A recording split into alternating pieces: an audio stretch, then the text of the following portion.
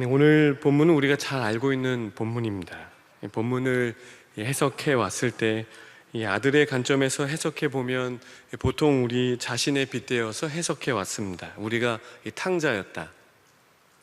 그리고 아버지의 관점에서 해석해 보면 이 아버지의 사랑을 기억해야 된다. 그리고 잃어버린 것을 찾아야 된다라고 해석해 왔습니다. 오늘 이 누가복음 15장에는 세 가지 비유의 말씀이 등장하는데, 오늘 저와 여러분이 관심 있게 보고자 하는 본문은 이 세 번째 비유이고, 그리고 그 세 번째 비유 안에서 이 집이라는 개념과, 그리고 아버지와 아들이 함께 살았던 집이라는 개념과 그 집을 나간 아들, 그리고 그 집을 지키는 아버지와의 관계를 조금 더 유심히 있게 생각해보고 깊은 은혜의 말씀을 나눠보고자 합니다. 이 세 번째 비유에서 아버지와 아들의 가난, 이 탕자라 불리는 비유, 예수님께서 이 아버지와 둘째 아들이 등장하는 비유 이전에 말씀하셨던 첫 번째, 두 번째 비유를 보면 이 세 번째 비유에 등장하는 아버지의 역할을 이 첫 번째는 목자가 감당하고 있고, 두 번째 비유에서는 여인이 이 세 번째 비유에 나타나는 아버지의 역할을 감당하고 있습니다. 이 세 비유에 나타나는 이 무언가를 찾는 그 아버지로 표현되는 인물들이 서로 인물들은 다르게 표현됐지만 하는 일들은 비슷합니다. 무언가를 찾는 것입니다.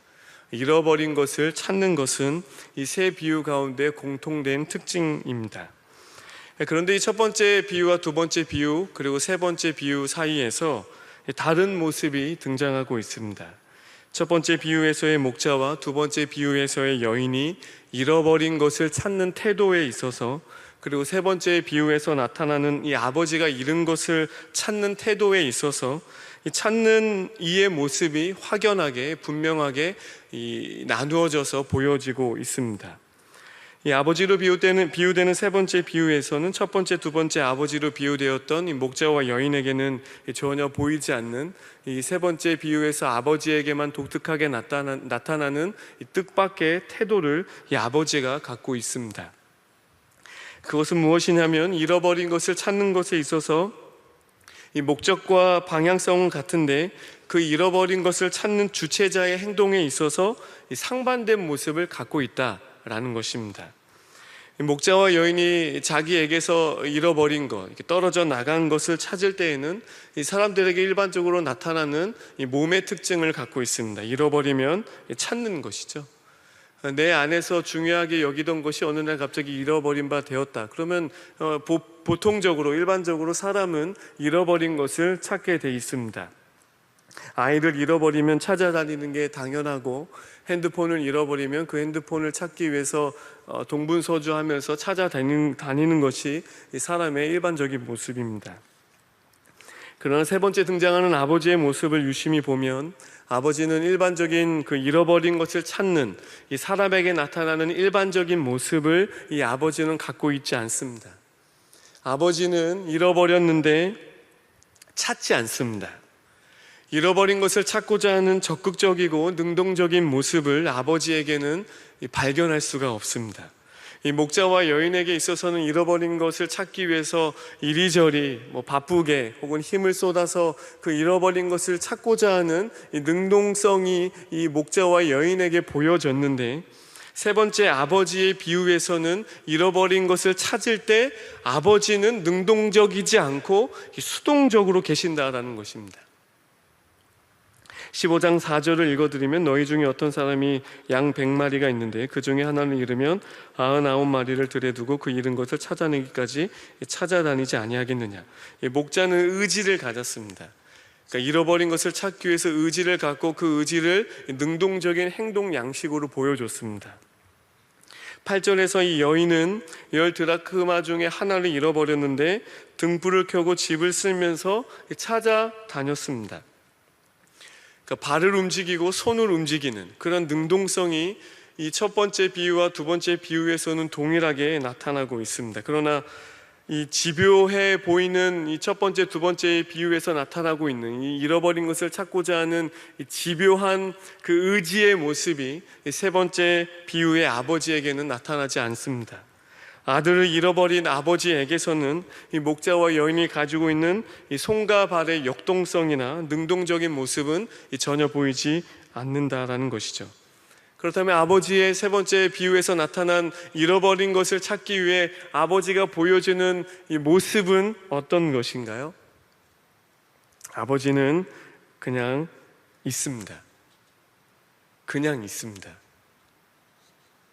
굉장히 뜻밖의 모습인 것이죠. 우리는 이전까지 이 새생명 정도 축제 때 이 말씀을 들으면서 찾아다녀야 한다고, 그리고 찾으시는 아버지의 모습을 생각하면서 동력을 추구해 왔는데, 예수님께서 오늘 비유로 말씀하신 이 아버지의 잃어버린 것을 찾는 모습은 전혀 그러한 동력과는 반대되는 비유를 말씀하고 계시기 때문입니다.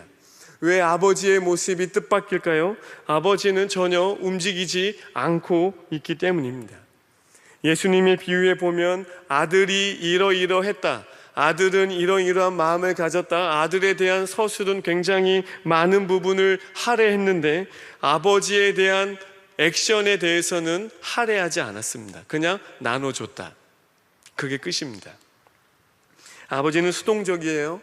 능동적이지 않으시고요. 잃어버린 것을 찾고자 하는 제스처나 움직임이 아버지에게 없습니다. 우리의 시선을 끌 만큼 흥미로운 점은 첫 번째, 두 번째는 잃어버린 것을 찾으러 나간 사람들에 의해서 잃어버린 것을 찾는 사람에 의해서 다시 찾게 되었는데, 세 번째 비유에서 아버지가 수동적이 되니까, 아버지가 그냥 있으니까 잃어버린 바 된 것이 자기 발로 스스로 찾아왔습니다. 첫 번째, 두 번째는 찾는 이가 산과 들로 다녔고 집안 구석구석을 쓸면서 그것을 찾고자 하는 집요한 의지를 보여줬다면, 세 번째 비유에서 찾는 이는 아버지는 가만히 있고 집 나간 사람이 제 발로 들어왔습니다. 이 수동적인 모습의 아버지를 우리는 보고 있습니다. 잃어버린 것을 찾는 아버지가 수동적이 되니까 잃어버린 것이, 아들이 능동적으로 바뀌어서 제 발로 찾아 들어왔습니다. 어떻게 이런 일이 가능한 것일까요? 왜 아버지는 목자와 여인처럼 능동적으로 잃어버린 것을 찾지 않을까요? 아버지의 독특한 행동을 통해서 예수님께서 말씀하시고자 하시는 또 다른 의미는 무엇일까요? 그러면서 우리는 이런 질문을 교회를 다니는 사람들에게 해봄직합니다. 아들이 집에 있다가 집을 나갔다라는 것을 생각해 볼 때, 아들은 아버지 집에 있었어요. 그러니까 갑자기 밖에서 그냥 모르는 사이가 집을 나간 게 아니라 아버지 집에 혈연 관계를 맺고 있는 내 아들이 집을 나간 것입니다. 이것을 조금 더 확대해서 생각해 보면, 교회를 다니다가 교회를 떠난 사람들, 공동체에 있다가 공동체를 떠난 사람들에게 우리의 자세는 수동적이어야 되는가, 능동적이어야 되는가? 적어도 오늘 본문에 의해 말씀된 예수님의 비유에 의하면 우리의 자세가 꼭 능동적이어야만 한다라는 것이 무조건 맞지는 않습니다. 그 모습이 우리에게 있어서 전형적인 모습이어야 한다라고 주장하는 것은 맞지 않을 수도 있습니다. 그것이 우리의 삶이다라고 무조건적으로 정의하는 것은 아닐 수도 있다라는 것입니다. 오늘 우리가 주목해야 하는 것은, 잃어버린 것을 찾는 사람의 방식을 결정하는 것은 잃어버린 대상이 누구인가에 따라 달려 있습니다. 첫 번째, 잃어버린 것이 양일 때 떠나기는 떠났는데 돌아올 능력이 없는, 감각을 상실하고 방향을 상실한, 그 잃어버린 바 된 것이 방향을 상실하는, 영적인 방향을 상실한 어떤 인물이라면 하나님께서 찾으러 다니셨던 것처럼 찾아 나서야 된다. 두 번째, 잃어버린 것이 동전일 때 떠난 곳이 들이 아니라 집안 구석이라면, 그리고 장롱 미치고 소파 미칠 때는 떠나버린 것이 굴려가기는 했는데 그 굴려간 길, 다시 돌아올 길을 모를 때 하나님은 여인의 모습으로 나타나서 잃어버린 것을 찾고 다니신다. 그러면서 우리는 이 역동적으로 찾아다녀야 된다라고, 그리고 열심히 전도해야 된다라고 하는 그런 신앙의 정립이 형성됩니다. 물론 이러한 신앙의 형성이 잘못된 것은 아니고 무조건 맞습니다. 100% 맞습니다. 적극적이고 능동적이고 열심히 전도해야 하는 것은 신자의 기본 의무이고 책임인 것은 분명합니다. 그런데 세 번째, 많이 잃어버린 것이 둘째 아들과 같은 사람이라면 하나님께서 아버지처럼 우리에게 다가오신다. 그러면 왜 도대체 둘째 아들에게는 하나님께서 아버지처럼 다가오실까요? 그리고 우리에게 왜 아버지의 모습이 있어야만 할까요? 이 아버지의 모습이 아들을 잃어버렸음에도 불구하고 적극적이지 않고 수동적으로 그냥 집에 마냥 있는 그런 수동적인 자세로 이 아버지의 태도가 보이는 이유는, 그 근본적인 이유는 둘째 아들의 이 마음의 심리 상태 때문입니다. 13절을 보시면 그 후 며칠이 안 되어 둘째 아들이 재물을 다 모아가지고 먼 나라에 가 거기서 허랑방탕하여 그 재산을 낭비했다. 여기 둘째 아들의 심리 상태가 드러나 있습니다.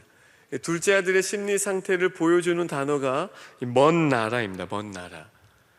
이 아들은 먼 나라에 가버렸습니다. 그러니까 사람이 무엇인가를 행동한다라는 것은 행동하기 이전에, 그러니까 즉흥적인 사람 말고 이 정도의 집을 나갈 정도면 즉흥적으로 나 집을 나가겠어요 라고 집을 나간 개념이 아닙니다. 그러니까 그 사전에 이미 이 심리 상태가 나는 집을 나갈 거야, 나는 이 집에 있기 싫어, 그 집에 대한 불만, 그 집에서 간섭을 받는 그 불만, 특별히 돈에 대해서 관련된 걸 보니까 이 아들에게는 아버지께서 돈에 대한 어떤 가르침 혹은 돈에 대한 어떤 절제, 어떤 돈에 대한 이 씀씀이에 대해서 뭐 이런 것들을 가르침을 아버지께서 분명히 줬을 겁니다. 그러나 이 아들은 그 심리 상태가 어떠냐면 그 아버지의 교육으로부터 나는 벗어나고 싶다 라는 심리적인 상태가 이미 마음속에 자리 잡고 있었기 때문에 이 아들은 집을 나가기가 쉬웠던 것입니다. 이미 이 아들은 집을 나가기 전부터 이미 먼 나라에 대한 동경을 갖고 있었습니다. 이 먼 나라에 대한 환상을 갖고 있었다. 그리고 어느 날 호기 있게 그 생각한 바를 실행에 옮긴 것입니다. 이미 먼 나라로 떠나기 전부터 아들은 먼 나라에 대한 환상을 갖고 있던 상태에 나는 떠나고 말 거야. 지긋지긋하지. 아버지의 통째를 받는 건 정말 지긋해. 여기 있다간 자유를 느끼지 못할 거야. 나는 자유를 찾아서 떠나가겠어. 근데 그 자유에 대한 개념이 어디에 있냐면 먼 나라에 있는 것입니다. 저기 가면 나는 자유할 수 있어. 저기 가면, 아버지를 피해서 저 멀리 어딘가에 가면 나는 자유할 수 있고 성공할 수 있고 내 인생을 내 인생답게 살아낼 수 있어 라고 생각했던 것입니다. 그 환상, 그 공상, 그 허상이, 그 심리 상태가 둘째 아들에게 이미 있었습니다. 나를 행복하게 해줄 그 어떤 것은 여기가 아니야 라는 심리적 상태, 이미 아들은 그러한 상태였습니다. 이미 먼 나라라는 환상을 갖고 있는 그 상태가 그로 하여금 단호하게 집을 떠나게 만든 것입니다. 그렇다면 사랑하는 청년 여러분, 먼 나라는 뭘까요? 도대체 그 먼 나라에 뭐가 있길래 이 아들은 먼 나라를 간 걸까요? 먼 나라는 이 아들이 가지고 있을 법한 어떤 이상일 것입니다. 그럴 거야. 내가 저기 가면 그렇게 될 거야. 내가 저기 가면 내가 뭔가 돼 있을 거야. 그런 이상을 갖고 있었습니다. 환상을 갖고 있었던 것이죠. 환상의 나라를 갖고 있었습니다. 서울에는 롯데월드가 있는데 롯데월드의 이 광고의 방송을 보면 꿈과 모험이 가득한 환상의 나라 롯데월드입니다. 그 유토피아. 그러니까 우리가 현실에서 벗어나 어떤 미래에 도달하고 싶은 그곳. 그러니까 우리가 현실을 살다가 롯데월드를 가면 굉장히 즐거워하는 것처럼 이 아들은 그 현실을 도피하고 싶었습니다. 이 아들은 그 현실을 도피해서 내가 생각했던 그 나라, 어떤 나라를 찾아가면 내 인생이 조금 더 좋아지고 내 인생이 조금 더 필 거다. 내 인생이 지금보다 더 행복하고 내 인생이 만족이 있을 거야 라고 생각하는 그 이상 환상의 나라가 이 아들에게 있었던 것입니다. 그거 잡으면 행복해질 거라 생각하고, 이것을 성취하면 사람들이 더 이상 나를 무시하지 않을 거라 생각하고, 이거 먹으면 하나님 될 거라 생각하는 그 환상, 바벨탑 쌓아서 하늘에 도달하면 우리는 완전해질 거라는 그 환상의 나라, 그 환상의 나라가 이 둘째 아들의 심리 상태였습니다. 잠시 하나님 아버지를 떠나면 괜찮을 거라는 환상, 집을 떠나도 괜찮을 거라는 이 환상이 이 둘째 아들에게 있었습니다. 그 집을 떠나도 나는 잘 살 수 있을 거라는, 그 아버지가 계시는 그 집을 내가 떠나도 나에게 돈이 있으니까 나는 잘 살 수 있을 거야. 그러니까 그 돈을 떼서 가는 것입니다. 이 아들에게 환상의 개념은 돈이었습니다. 나는 지금보다 더 좋아질 거라고 생각하고 더 멋진 사람이 될 수 있을 거라는 그 환상의 나라, 그리고 성공해서 내가 돌아오리라 그렇게 생각하는 환상의 나라. 집을 떠나면 내가 좀 더 나은 인생을 내 인생답게 살아갈 수 있을 거라는 그 환상의 나라. 마찬가지로 교회를 떠나면 나는 지금보다 교회를 다니면서 스트레스 받고 교회를 다니면서 속박에 내가 얽매여 있고 나에게는 자유란 없어, 왜 이렇게 하지 말라는 것이 많지? 그런 생각을 하면서 내가 교회만 벗어나면 자유의 인생, 속박되지 않고 구속되지 않는, 억압되지 않는 인생을 살면 나는 정말 행복할 거야 라는 그 환상의 나라가 우리가 쫓고 있는 그런 이상은 아닌가? 사람에게 한번 먼 나라가 사람 마음속에 들어가 버리면 집을 떠나는 것이 쉽고, 교회와 공동체가 성심을 다해서 붙잡는다 해도 아무리 노력해도 남아있지 않고 교회를 떠나게 돼 있습니다. 아무리 목자나 혹은 사랑장이나 아니면 목사가 아무리 힘을 다해서 아니야 가면 안 돼, 교회에 있어 아무리 말해도 이미 심리 상태가 나는 떠날 거야, 여기는 나는 맞지 않아, 이런 심리 상태가 사로잡고 있다면 아무리 잡아도 그 사람은 떠나게 돼 있습니다. 그렇기 때문에 주님의 말씀을 통해 묵상해보고 이 아버지의 비유를 통해서 우리에게 적용할 수 있는 것은 이것입니다. 먼 나라에 붙들려 있는 사람은 붙잡아서 될 일이 아니다. 그냥 레디 고 가게 해야 됩니다. 이미 그 마음의 상태가 레디 겟 셋 고의 상태입니다. 준비 완료. 그러니까 준비가 완료된 상태에 이미 놓여 있기 때문에 이미 정했어. 나는 아버지 집을 떠날 거야. 그러니까 이 마음속에 이미 레디 겟 셋 고가 돼 있으니까, 준비 완료가 돼 있으니까 누가 말을 해도 그 말은 듣지 않는 거고 들리지 않는 것이고, 리더가 말해도 목사가 말해도 들리지 않아요. 이미 준비가 완료됐기 때문에 그렇습니다. 이미 먼 나라의 그 심리 상태, 그 환상의 나라로 가득 차 있기 때문에 아무리 붙잡아도 붙잡을 수 없는 그 상태, 그 상태에 놓여있는 청년이나 누군가 있다면 그냥 가게 놔둬야 됩니다. 레디 고. 가게 해서 그 아들이 꿈꿔왔던 그 환상의 나라를 직접 만나게 해야 됩니다. 그 환상의 나라에 가서 자신의 밑바닥을 경험해 봐야 되고, 자기 자신이 꿈꿨던 환상의 나라에서 자기가 꿈꿨던 이상이 그런 게 아니었구나, 이게 틀린 거였구나, 이게 옳은 것이 아니었구나, 그런 이상이 완전히 소진되어야만 돌아올 수 있는 것입니다. 자신이 그토록 추구하고자 했던 그 현실이 아닌 현실, 그 먼 나라의 현실에 완전히 얼굴과 얼굴을 맞닥뜨려야 되고, 자신의 인생의 밑바닥을 봐야 되고, 자신의 밑바닥의 인생을 보면서 내 이 수준이 이 정도밖에 되지 않는구나, 나는 나 혼자 이렇게 할 수 없는 존재구나 라는 그 밑바닥을 경험할 때 비로소, 그 이상향이 완전히 소진될 때 비로소, 그 먼 나라 이상 환상의 나라가 완전히 소진될 때 비로소 아들은 돌아올 수 있는 것입니다. 붙잡아 묶어야 될 것은 먼 나라가 아니고, 먼 나라가 가슴 속에 있는 사람은 그 안에서 그 환상의 나라가 완전히 소진되어야 됩니다. 세 번째 비유에 등장하는 아버지가 만일 목자처럼, 여인처럼 아들 찾겠다고 가는 곳곳마다 달려가서 능동적으로 찾으면 어떻게 될까요? 그 아들 영영이 보지 못할 가능성이 큽니다. 이런 먼 나라를 품고 있는, 환상의 나라를 품고 있는 현재를 무시하고 온통 그것을 잡으려고 먼 나라 가려고 혈안이 돼 있는 그 사람은 그냥 가게 놔둬야 됩니다. 가게 해서 현실을 맞닥뜨려야 되고, 내가 생각했던 것과 현실은 정말 다르구나, 내가 생각했던 밑그림은 이거였는데 정작 맞닥뜨렸던 내가 생각했던 그 환상의 나라의 현실은 내가 생각했던 밑그림이 아니었구나, 그러면서 자기의 실패, 자기의 실수, 그것을 다 인정하고, 그리고 자기의 모든 것들이 다 소진되어질 때 비로소 집으로 돌아올 수 있는 것이죠. 그렇지 않으면 집에 왔다가 또 나가고, 집에 왔다가 또 나가고, 집에 왔다가 또 나가고, 집에 왔다가 또 나가고. 흥미로운 건 아들이 돌아오는 모습입니다.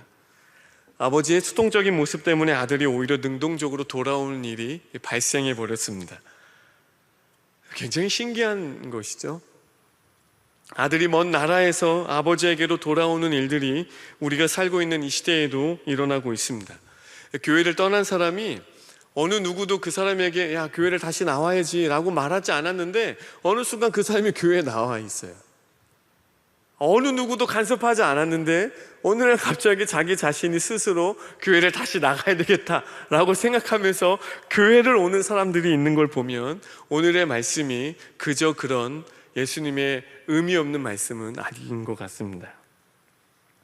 성경에 나타나 있는 극적인 전환점이 있습니다. 이 아들이 돌아오게 된 극적인 전환점이 17절에 기록되어 있습니다. 아버지는 그저 기다릴 뿐이고 묵묵히 인내의 시간 속에 기다렸을 뿐인데 어떻게 제 발로 나간 아들이 제 발로 돌아왔을까? 이 17절을 보시면 이에 스스로 돌이켜 이르되 내 아버지에게는 양식이 풍족한 품꾼이 얼마나 많은가, 나는 여기서 주려 죽는구나. 여기 아들의 상태를 보면 이에 스스로 돌이켰다라는 것입니다. 아버지가 야, 너 돌아와야 돼, 야, 집을 나가면 안 돼, 이런 설득이 있었던 것이 아니라 아들 스스로가 돌이켜서 집에 돌아왔다라는 것입니다. 이것이 제 발로 나간 아들이 돌아오는 첫 시점입니다. 어느 누구도 교회에서 너 교회를 나가버려, 나가! 뭐 이렇게 하지 않는데 사람들은 어느 누구의 의지와 상관없이 자신의 의지로 교회를 나갑니다. 그러면서 교회를 돌아올 때도 자기 스스로 돌이켜야만 교회를 돌아올 수 있는 것입니다. 돌이켜야 돼요. 쉽게 말하면 생각을 고쳐 먹어야 됩니다. 생각을 바로잡아야 되고 정신을 차려야 됩니다. 떠난 사람이 정신을 차리는 거죠. 그러니까 기존의 교회에 여러분들이 계시는데 여러분들이 정신을 차리는 게 아니라 제 발로 교회를 나간 그 사람이 정신을 스스로 차려야 되는 것입니다. 떠난 사람을 기다리는 사람이 애써도 되지 않는 이 문제, 떠난 사람이 돌아올 수 있는 첫 단추는 떠난 사람이 스스로 돌이키는 것입니다. 어떻게 이런 일들이 가능한가? 스스로 돌이키는 일들이 어떻게 가능한가? 상황을 바꾸면 우리는 좋아질 거라는 환상의 나라가 있고, 그런 점에서 우리에게 정말 중요한 것은 애당초 집을 떠나지 않는 것입니다. 그러니까 아들이 나가서 사서 고생을 한 걸 보니까 이런 고생을 하기 싫으면 애시당초 교회를 떠나지 않는 것입니다. 집을 떠나지 않는 것이 가장 중요한 것이죠. 집을 떠나지 않는 것이 신앙의 어떤 이 기본 중에 기본이라고 할 수 있겠습니다. 교회 안에 혹은 집 안에 아버지의 가르침이 마음에 안 들어도, 혹은 아버지의 가르침이 이 불만이 있어도 그 불만을 그냥 이 불만을 갖고 있을지라도 그 집을 나가지 않는 것 자체가 중요하지, 그것이 다 싫다고 해서 집을 떠나는 순간 죽을 수 있습니다. 영적으로요.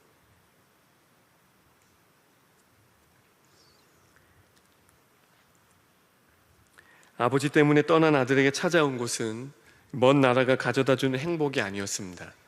결핍이었습니다. 결핍. 집을 떠난 아들, 제 발로 나간 아들에게 찾아온 것은 회복이 아니었습니다. 이 아들은 이 집을 떠나서 먼 나라를 가면 자기의 인생이 회복되고 지금보다 더 나아질 거라고 생각했지만, 이 아들이 직접 현실을 맞닥뜨려 보니까 그 현실에서 경험한 것은 회복이나 만족의 상태가 높아지는 것이 아니라 결핍이었습니다. 결핍. 많은 청년들이 착각하는 것 중에 하나가, 내가 교회를 잠시 쉬거나 교회를 잠시 떠나면 내가 좋아질 거라는 환상인 것입니다. 내가 교회 일에 너무 지쳤어. 사람들 때문에 너무 힘들어. 나 잠시 피하고 싶어. 그러면서 교회를 안 나오면 그것은 회복이 아니고 결핍의 시작인 것입니다. 그 사람이 어떻게 돌아올 수 있을까요? 스스로 돌이켜야 됩니다. 여인에 의해서 동전이 발견됐고 양도 목자에 의해서 발견됐습니다. 그런데 세 번째는 이 아들은 재벌로 돌아왔습니다. 먼 나라에서 무슨 일이 벌어졌을까?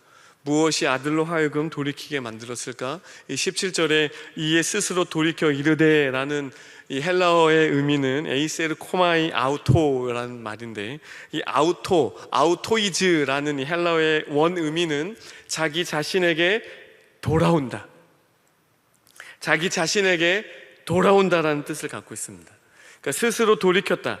그러니까 아들이 집으로 돌아올 수 있었던 출발점은 자기 자신을 되찾을 때였습니다. 그러니까 자기 자신에게 다시 돌아왔을 때 정신을 차려서 내가 누구인지를, 지금 내 현실이 어떤지를 정확히 보는, 자기 자신을 깨닫는 것입니다. 정체성을 깨닫고. 이걸 더 쉽게 말하면 정신 차리는 겁니다. 자기 자신에게 돌아온다는 말을 쉽게 말하면 정신 차리는 거예요.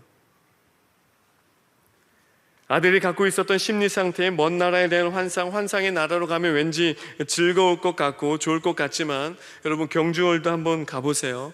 경주월드 가고 싶어서 가끔 경주월드에서 놀이기구 타고 싶다, 저 바닷가 가서 서핑도 하고 싶다, 1년 내내 가보세요. 1년 내내 가고 싶지 않습니다. 그리고 경주월드를 아침부터 가서 놀이기구를 타도 밤만 되면 집에 가고 싶어집니다. 왜죠? 체력이 소진됐거든요. 그러니까 소진되니까 스스로 나도 집에 가고 싶어 라고 생각이 되는 겁니다. 이 아들이 그랬다는 거예요. 스스로 뭔가를 잔뜩 부푼 꿈을 안고 떠났는데 그게 다 소진된 겁니다. 이 아들에게는 무엇이 소진됐냐면 돈이 소진됐습니다. 돈이 소진되니까 자신의 밑바닥의 현실을 본 것입니다. 그리고 나서 자기 자신을 깨달아 보니까 내가 집으로 돌아가야 되겠구나. 아버지가 집에 오라 하지 않았는데 능동적으로 집에 가고 싶다라고 했습니다. 아버지가 야 집에 와 말을 안 했는데 아들 스스로 이제 집에 가야지. 아들 스스로 돌이킨 것입니다. 스스로 현실을 맞닥뜨려서 그 환상의 나라에서 자기 자신을 발견하고 돌아왔을 때, 먼 나라에서 자발적으로 돌이키게 됐을 때, 아들이 전부 자신이 가지고 있었던 이상이 소진되었을 때 그 밑바닥을 경험하게 됐고 스스로 자발적으로 돌이켰습니다. 우리도 인생을 살아가다 보면 환상의 나라를 많이 갖고 있습니다. 주일에 예배 빠지고 공부를 좀 더 하면 더 좋은 성과 내서 하나님이 좋아하실 거라는 환상을 갖고 있습니다. 그런데 그 먼 환상의 나라를 포기하지 못하고 계속 살아가면 인생이 고달프고 현실이 낙원이 아니라는 사실을 경험하게 될 것입니다. 내가 헌금을 많이 하면 엄청난 복을 받게 되겠지, 내가 헌신을 많이 하면 복을 많이 받게 되겠지, 다 환상의 나라입니다. 내가 조금 교회 안 다니다 보면 하나님이 언젠가 나를 쳐서 하나님께 돌이키게 하시겠지, 다 환상의 나라입니다. 이것만 성공하면, 이것만 이루면 나는 이전보다 조금 더 신앙생활을 잘할 수 있을 거야. 이것만 세상에서 좀 더 이루면, 이것만 내가 이것만 해결하고 나면 나는 이전보다 좀 더 신앙생활을 기쁘게 깊이 있게 할 수 있을 거야. 다 환상의 나라입니다. 현실을 모르는 겁니다.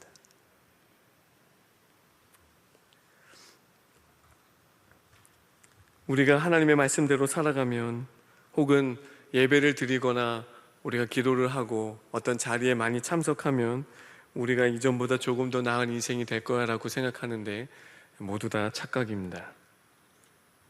신앙의 연륜과 경험이 쌓이면서 나이가 들면 나는 이전보다 조금 더 괜찮은 사람이 돼 있을 거야 라고 생각하는데 다 환상의 나라입니다.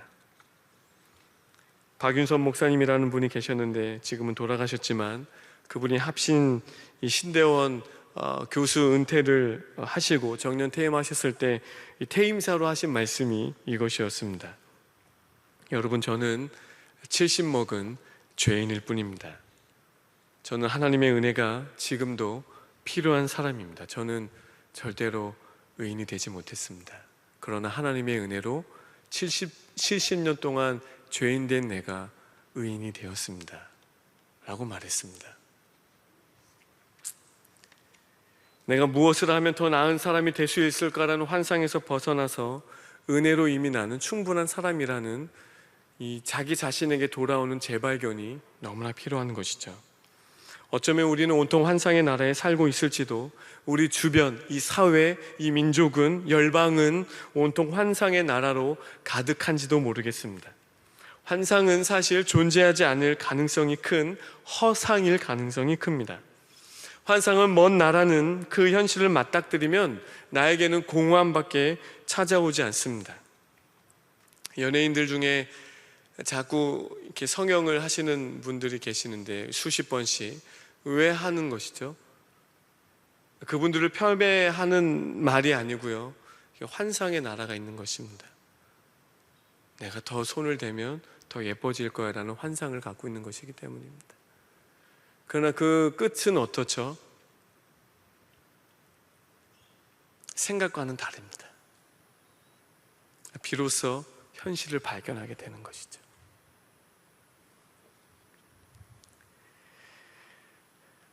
교회를 다니다 보면 사랑을 받고 싶을 때가 있습니다. 특히 사람에 대해서 사랑을 갈구할 때가 있습니다. 적어도 교회를 다니는 우리는 사람에게 사랑과 관심을 받는 것을 목표로 하는 사람들은 아닙니다. 적어도 내가 하나님을 믿는 사람이라면 누군가의 사랑을 목표로 삼는 그 환상을 버려야 됩니다. 스스로 돌이켜야 됩니다.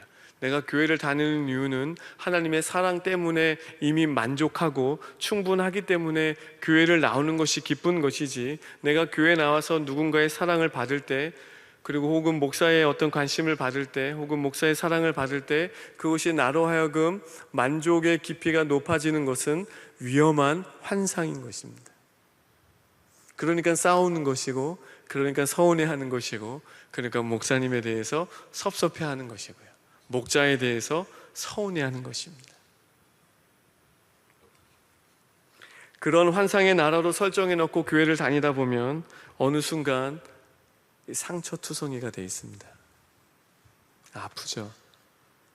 너무 아파요. 그래서 그 사람이 밑바닥을 경험하기 전까지 아무리 야 그러지 말아라, 아니야 정신 차려 이렇게 말해도 돌아오지 않는데, 돌아올 수 있는 유일한 유일한 방법이 있다면 스스로 돌이키는 것입니다. 자기 자신에게 돌아가는 것, 정신 차리는 것, 정신을 차리는 것이 필요한 것입니다. 환상에서 벗어나고 자기에게로 돌아가야지만 아버지에게로 돌아갈 수 있습니다.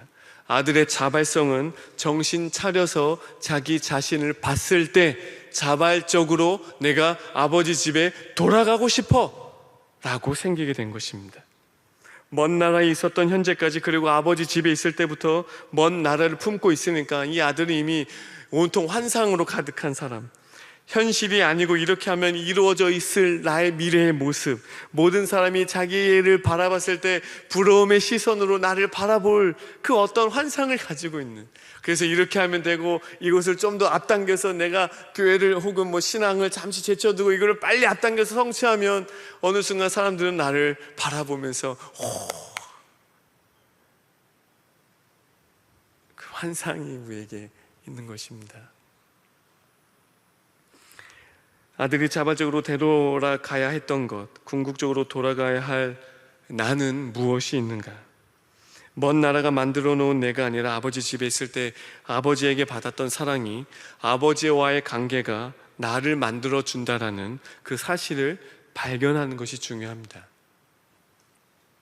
아버지와의 관계가 나를 완성해 주고, 아버지와의 관계, 그러니까 집 안에 있어서 그 아버지와의 관계가 나라는 존재를 발견하게 하고 형성해 주는 것이지, 이 집을 나가는 순간 아버지와의 관계가 단절되는 그 순간부터 나라는 존재는 이미 없어진 것입니다. 그 나라는 존재가 없어지다 보니까 무엇을 하게 돼요? 자꾸 나의 만족을 채우기 위해서 다른 뭔가를 찾아내기 시작합니다. 이것도 해보고 이것도 해보고 저것도 다 해보지만 만족이 되지 않는, 그러면서 상처투성이가 다 돼가지고 어느 날 자기 자신을 보는 겁니다. 나는 왜 이렇게 살아가고 있지? 내가 어쩌다 이렇게 됐지? 그 생각이 들 때 일어나서 스스로 정신 차려서 돌아와야 됩니다. 의지를 가지고요. 그냥 나 왜 이러고 있지? 내가 그때 그랬으면 안 되는데 한탄만 하면 안 되는 것입니다. 의지를 가지고 그래, 집으로 돌아가자. 집에 가야지. 집에 가면 내가 살 수 있지. 그래, 집에 가자. 사랑하는 청년 여러분, 말씀을 맺겠습니다. 신자의 경건의 핵심은 무엇일까요? 첫 번째, 자신이 자기 인생의 주인이라는 꿈에서 깨어나야 됩니다. 우리는 하나님이 아니고 우리는 완전해질 수 없습니다. 기독교 신앙의 핵심은 나도 하나님처럼 될 수 있다라는 그 환상에서 깨어나는 것입니다. 먼 나라가 우리에게 가져다주는 문화가 우리를 세뇌시키지 않고 하나님이 될 수 있다라는 그 문화에 세뇌당하지 않고 현대 사회가 만들어 놓은 하나님이 아닌 다른 것에서 만족을 누릴 수 있을 거야 라는 그러한 환상에서, 문화에서 깨어나야 되는 것입니다. 두 번째, 거짓된 자아를 왕자의 자리에서 하야시켜야 됩니다.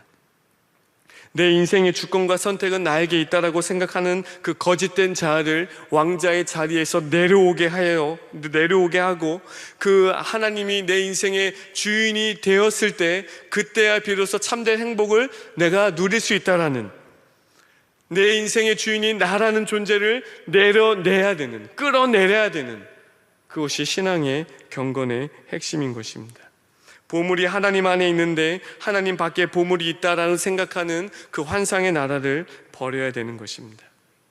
세 번째, 신자의 경건의 핵심은 이것입니다. 내가 스스로 돌이켜서 다시 돌아갈 집은 리셋되지 않았다라는 것입니다.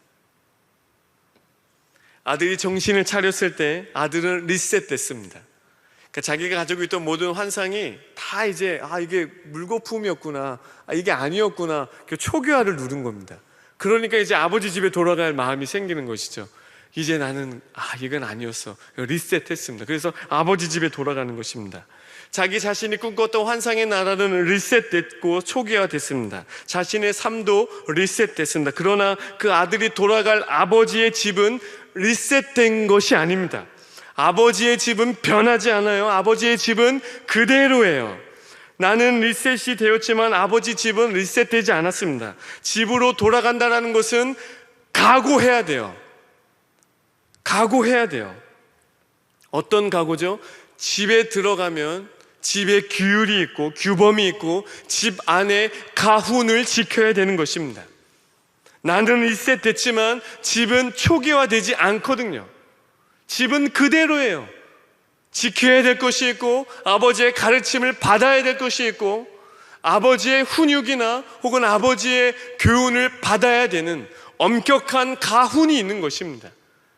나는 비록 밖에서 초기화되었지만 집에 돌아갈 때는 각오해야 돼요. 이제 더 이상 내 마음대로 자유를 쫓지 않겠다. 아버지의 말씀에 순종하고자 하는 그 각오가 필요한 것입니다. 하나님을 떠났던 사람이 있습니까? 그리고 교회를 다시 돌아온 친구가 있습니까? 그리고 돌아오는 청년들 중 다시 교회를 다시 떠나는 청년들이 있는데, 그것은 자신은 리셋이 됐는데 교회를 바라볼 때 교회도 리셋이 될 거라는, 리셋이 되어 있어야 한다라는 환상을 갖는 것입니다. 그 환상을 가지니까 변한 게 없는 교회, 늘 규율이 있고 늘 말씀이 있고 뭔가를 지켜야 하는, 리더가 되면 도원을 해야 되고 리더 모임을 참석해야 되는 이 규율, 내가 집으로 돌아간다는 것은 이 교회 집의 상태는 초기화되지 않았다는 것을 인식하고, 내가 집으로 돌아간다는 것은 내가 이제 그 방법을 지키고 따르겠다라는 각오를 하고 돌아가야 됩니다. 그 각오를 하고 돌아갔을 때 수반되는 고통, 아픔 혹은 짜증, 이것은 인내하고 감당해야 되는 것입니다. 내가 다시 아버지 집에 오는 것은 고통이 따라요. 예수님의 비유 속의 아버지는 유대인이었다라고 많은 이들 가정하는데, 만약 유대인이라는 전제를 가정해보면 유대인 가정은 토라를 가르쳐요.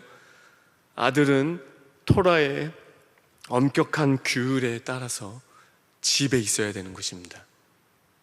내가 집으로 돌아간다는 것은 내가 생각했던 방식 그대로 살아가기 위해서 집으로 돌아가는 것이 아니고, 내가 집으로 돌아간다는 것은 그 집을 다스리고 있는 토라, 하나님의 말씀, 규범 혹은 교훈, 바르게 함,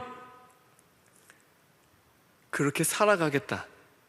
내가 이제 거기에 구속을 받겠다. 이 각오를 하고 돌아가야 됩니다. 그것이 집안의 메커니즘이니까요. 집을 돌아가게 하는 메커니즘이니까. 집 나간 아들이 집에 돌아와서 이 메커니즘 틀렸으니까 내가 가지고 있는 메커니즘 하세요. 이게 아닙니다.